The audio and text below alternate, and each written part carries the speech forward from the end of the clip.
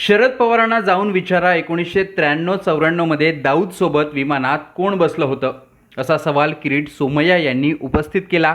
दाऊदला विमानात कोणी बसवलं होतं, कोण त्यांच्यासोबत बसलं होतं, दाऊद काढताय का असं किरीट सोमय्या म्हणाले होते। त्याला आता नवाब मलिक यांनी उत्तर दिलंय।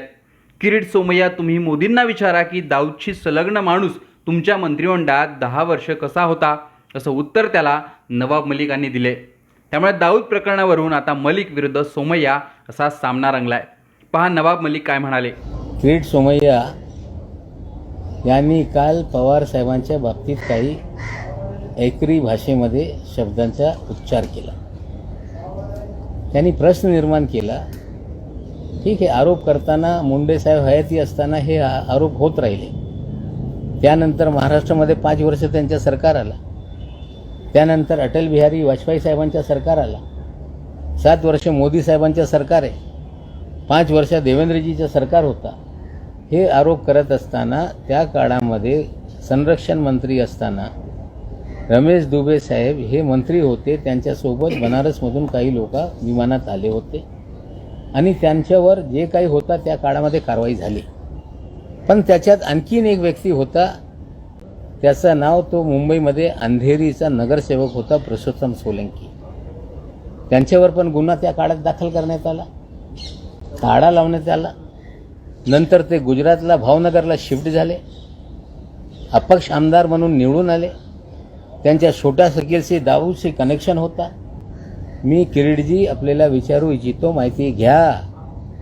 तो छोटा सकील आणि दाऊदचा माणूस ज्याच्यावर आमच्या सरकार असताना त्या 92-93 मध्ये कारवाई झाली होती, तुरुंगात टाकण्यात आला होता।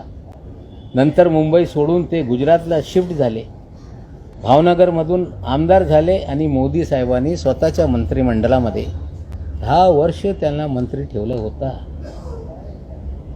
किरीटजी, मोदी साहेबांना विचारा, हा दाऊदशी संलग्न माणूस तुमच्या मंत्रिमंडळात कसा होता याचं उत्तर तुम्हाला मिळेल।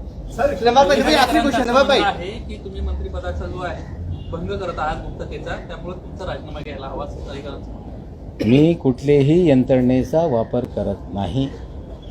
हे सगळे सोर्सेस माझे आहे। गैर काही होत असेल तर निश्चित रूपाने त्याच्यावर प्रश्न निर्माण करण्याचा माझा अधिकार आहे। कुणाला वाटत असेल की मला मंत्रिमंडळातून ते काढू शकताय, कुणाला मंत्री करायचा हे अधिकार माननीय मुख्यमंत्रीचे असते। भाजपवाल्यांचा अधिकार नाही कुणा मंत्री करायचा कुणा काढायचा। त्यांनी जरा नियम वाचून बघावा। नवाब भाई, पेमेंट फंड में बड़ा एलिगेशन लगाया है आपने, इसका मोटिव क्या हो सकता है? आप बोले कि 1.5-2 साल से वो पूरे मोटिव क्या है? ड्रग का धंधे से पैसे कमाना, ड्रग के धरने से बड़े पैमाने पे उगाही करना। कौन कमा रहा है? कहीं ना कहीं अगर वो प्रोटेक्शन दे रहे हैं तो उनको कुछ ना कुछ तो मिल रहा होगा। सर, जयदीप राणा तो जेल में है, तो फिर कैसे बीजेपी के साथ आप संबंध होने की बात कर रहे हैं? अरे भाई, आपको फिर आप देख लो ना गाना, नदी वाला गाना जो आप देखेंगे, जिसमें अमृता फडणवीस मैडम ये गाना गा रही हैं, सोनू निगम ने गाना गाया है, देवेंद्र फडणवीस उसमें अभिनय कर रहे हैं, मुनगंटीवार उसमें अभिनय कर रहे हैं।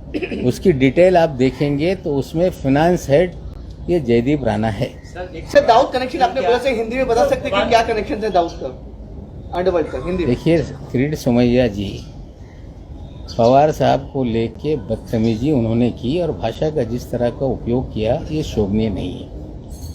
उन्होंने बनारस से एक जहाज में, जो पूर्व हमारे मंत्री हैं रमेश दुबे जी, अंधेरी से वो जीते थे, उसी क्षेत्र के 2 लोग मुंबई आए थे, जिसको लेके शोर मचा कि दाऊद के लोग पवार साहब के जहाज में आए।